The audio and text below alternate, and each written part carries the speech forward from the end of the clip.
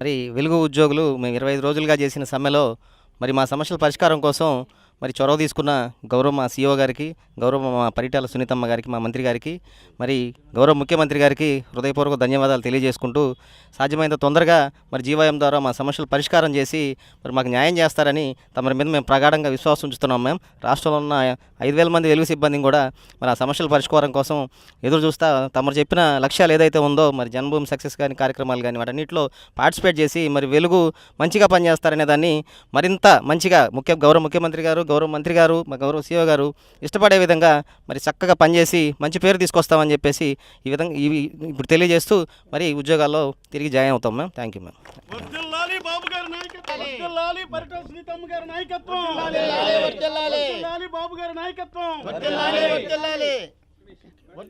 గౌరవ ముఖ్యమంత్రి గారి నాయకత్వం. అందరికీ నమస్కారాలు.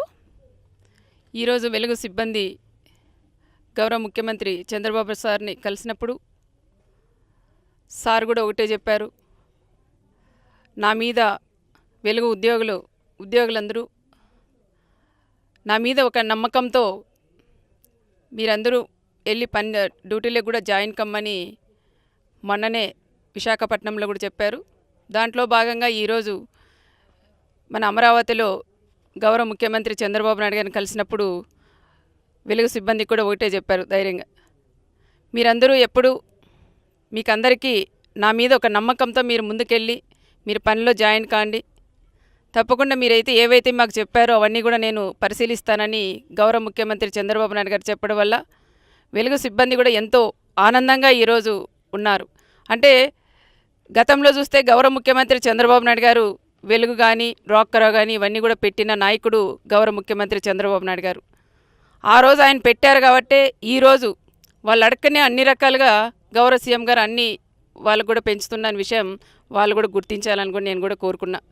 దాదాపు 58 సంవత్సరాల నుంచి 60 సంవత్సరాలు చేసిన ఘనత ఒక గౌరవ ముఖ్యమంత్రి చంద్రబాబు నాయుడు గారికి కూడా దక్కుతుంది. దాంట్లో భాగంగా వెలుగు వాళ్ళు కూడా సమ్మెలో ఉన్నప్పుడు అది దాదాపు ఎంతోమంది పేదవాళ్ళు ఉన్నారు కాబట్టి వాళ్ళు కూడా ఇబ్బంది పడకుండా ఆలోచనతో మా సీఈఓ గారు అయితేమి మేము సెక్రటరీ గారు అందరూ కూడా కూర్చొని మాట్లాడి సమ్మెలో ఉన్నారు కాబట్టి ఆ సమ్మెలో శాలరీస్ అయితే మామూలుగా రావు, కానీ సమ్మెలో ఉన్న వాళ్ళకి ఈరోజు వాళ్ళకు కూడా మనం శాలరీస్ ఇస్తామని మేము చెప్పింది కూడా జరిగింది.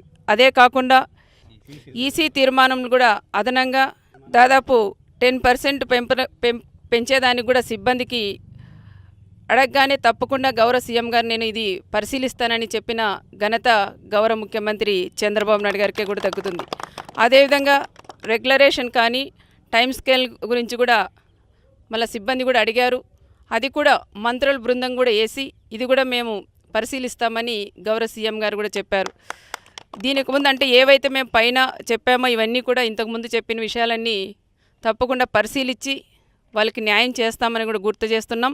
ఇదే కాకుండా ముఖ్యంగా ఇంకా 26 డిమాండ్లు కూడా వాళ్ళు చేశారు. దీన్ని కూడా మేము మంత్రులతో కమిటీ వేసిన తర్వాత ఇవన్నీ తప్పకుండా పరిశీలిస్తామని మరొకసారి కూడా నేను తెలియజేసుకుంటూ వెలుగు సిబ్బంది అందరూ కూడా తెలుగుదేశానికి కూడా అండగా కూడా ఉండాలి.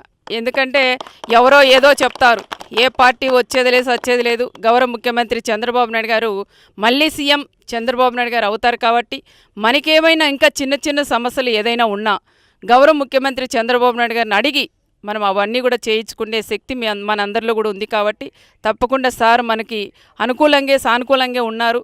మీరందరూ కూడా గౌరవ సీఎం గారికి ఎన్నంట ఉండాలని ప్రత్యేకంగా మిమ్మల్ని అందరినీ కూడా నేను కోరుకుంటూ ముఖ్యమంత్రి గారి మీద ఉన్న నమ్మకంతో మీరంతా నిన్ననే ఈ సమ్మె కూడా విరమించిన దానికి ప్రత్యేకంగా నా తరపున మా సీఈఓ గారి తరపున కూడా ప్రత్యేకంగా మీకు అందరికీ నేను వార్తావాణి న్యూస్ ఛానల్ ఎప్పటికప్పుడు రాజకీయ, సినీ విశేషాలు, స్పోర్ట్స్ మరియు సాంకేతిక పరమైన మరెన్నో విషయాలను మన ముందుకు తెస్తుంది. మరింత సమాచారం కొరకు వార్తావాణి న్యూస్ ఛానల్ ని సబ్స్క్రైబ్ చేయండి.